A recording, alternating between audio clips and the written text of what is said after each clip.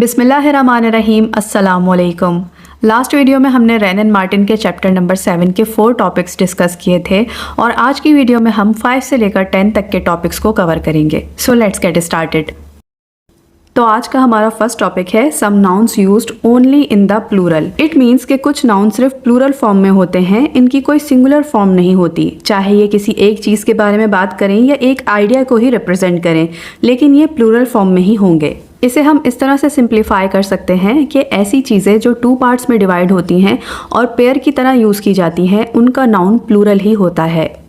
For example bellows, ये पुराने ज़माने में बलून्स को फुलाने के लिए यूज़ किया जाता था और ये 2 पार्ट्स में डिवाइड होता था, लेकिन आजकल के मॉडर्न एरा में ये देखने को नहीं मिलता। इसके अलावा सीजर्स, टोंग्स, पिंसर्स, स्पेक्टिकल्स, ये सब वही चीज़ें हैं जो हमें हमेशा पेयर में देखने को मिलती हैं।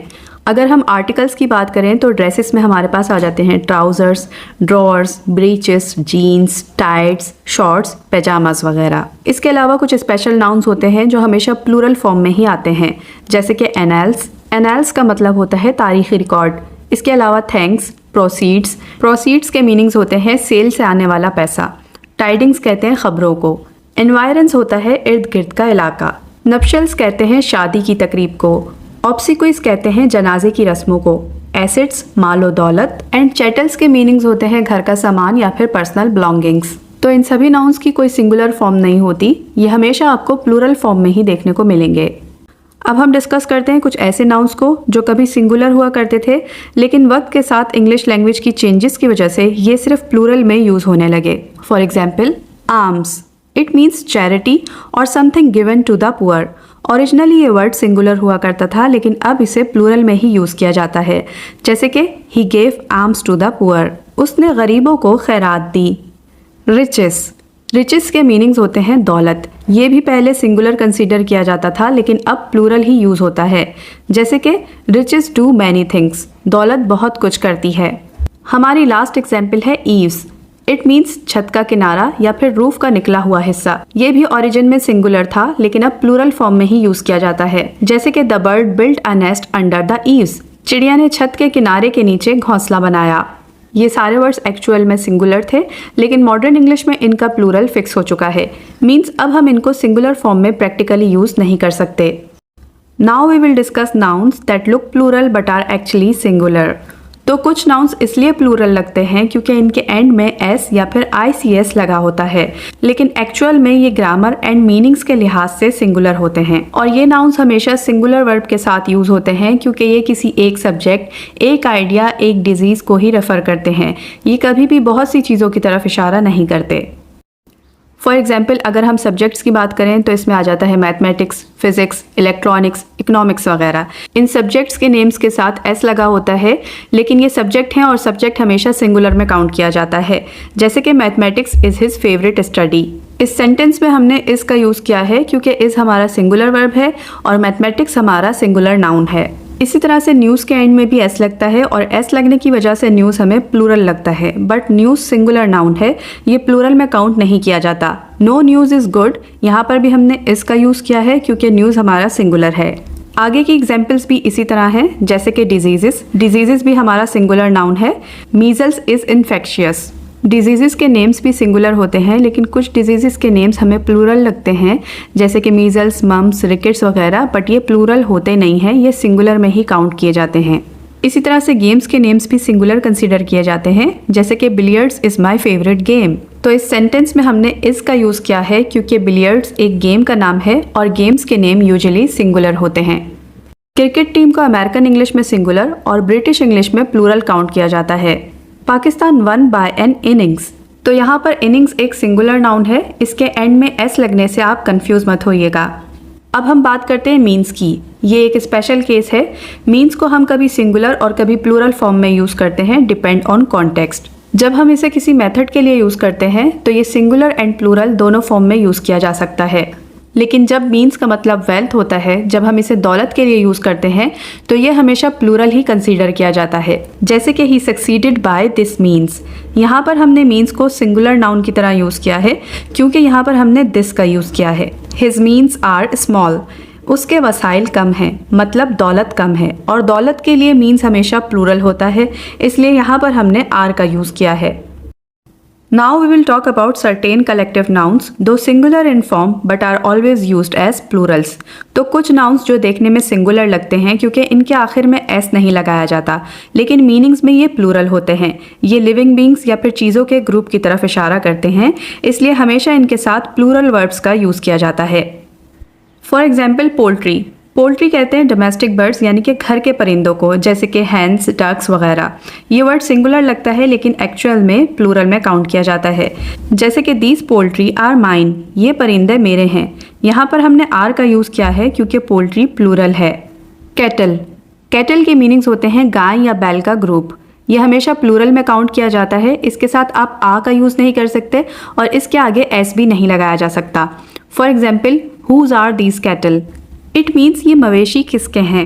The cattle are grazing in the field, मवेशी खेत में चल रहे हैं। सो यू कैन सी कि हमने दोनों सेंटेंसेस में आर का यूज़ किया है क्योंकि कैटल प्लूरल है। वर्मिन। वर्मिन का मतलब होता है छोटे नुकसान पहुंचाने वाले जानवर या फिर इंसेक्ट्स, जैसे कि रैट्स, लाइस और फ्लीस वगैरह। Vermin destroy our property and carry diseases. मोज़ी जानवर हमारी चीज़ें तबाह करते हैं और बीमारियां फैलाते हैं, तो वर्मिन भी हमारा प्लूरल में काउंट किया जाता है। इसी तरह से पीपल। पीपल का मतलब होता है ग्रुप ऑफ पर्सन्स। इसे हम ज़्यादा लोगों के लिए यूज़ करते हैं, जैसे कि हु आर दीज पीपल, ये लोग कौन हैं। तो पीपल भी हमारा प्लूरल नाउन है। कभी कभी पीपल के मीनिंग नेशन को रिप्रेजेंट करते हैं, उस सूरत में पीपल सिंगुलर एंड प्लूरल दोनों हो सकता है। बट पीपल का कॉन्टेक्स्ट सिंगुलर हो या प्लूरल, वर्ब उसमें प्लूरल ही लगेगा। इनके अलावा एक और वर्ड होता है जेंट्री। जेंट्री के मीनिंग्स होते हैं अमीर या फिर इज्जतदार लोग। जेंट्री भी सिंगुलर लगता है लेकिन प्लूरल नाउन में काउंट किया जाता है।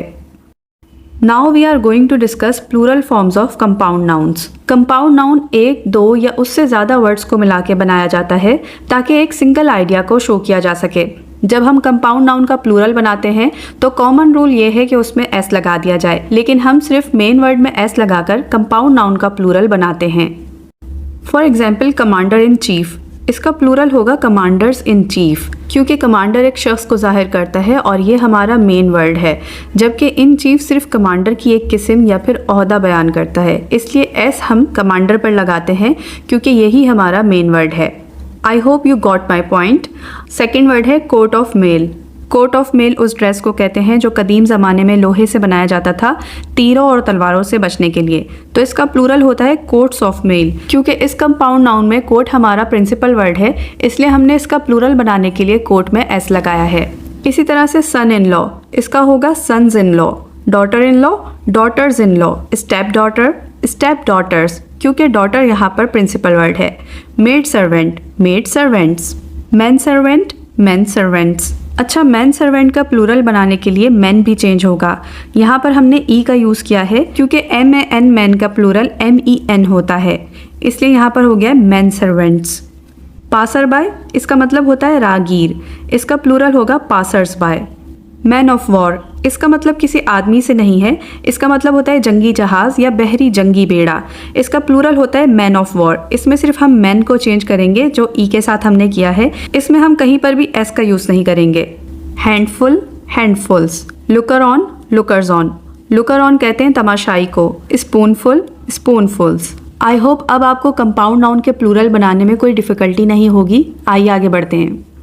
तो आज की वीडियो का हमारा लास्ट टॉपिक है foreign nouns that retain their original plural forms. तो इस टॉपिक में हमें बताया गया है कि बहुत से इंग्लिश वर्ड्स फॉरेन लैंग्वेजेस से लिए गए हैं, जैसे Latin, Greek, Italian, French and Hebrew वगैरह। जब ये वर्ड्स इंग्लिश में आए तो इन्होंने अपनी ओरिजिनल प्लूरल फॉर्म्स बरकरार रखी।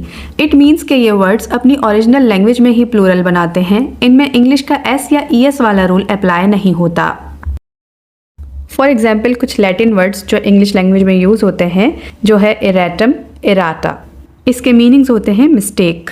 इंडेक्स, इंडिसीज और इंडेक्सेस, इसका मतलब होता है फहरिस्त। Radius, radii. रेडियस कहते हैं सर्कल के हाफ डायमीटर को, जैसे यहाँ पिक्चर में मैंने शो किया है। फॉर्मूला, फॉर्मूली और फॉर्मूलास, इसके मीनिंग्स होते हैं तरीका या फिर rule. Memorandum, memoranda, it means लिखा हुआ नोट या report. Terminus, termini, terminuses, it means train का आखिरी स्टॉप या final station. So Latin words के प्लूरल बनाने के लिए UM को हम A में चेंज करते हैं और US को I में। ये ज़्यादातर साइंटिफिक और एकेडमिक लैंग्वेज में यूज़ होते हैं। कुछ और साइंटिफिक एंड मैथमेटिकल वर्ड्स जो ग्रीक लैंग्वेज से लिए गए हैं, इनमें है axis, axes, crisis, crises, basis, bases, analysis, analyses, parenthesis, parentheses, hypothesis, hypotheses, phenomenon, phenomena, criterion, criteria. Greek words में प्लूरल बनाने के लिए डिफरेंट रूल अप्लाई होता है। इसमें IS को ES में और ON को A में चेंज किया जाता है।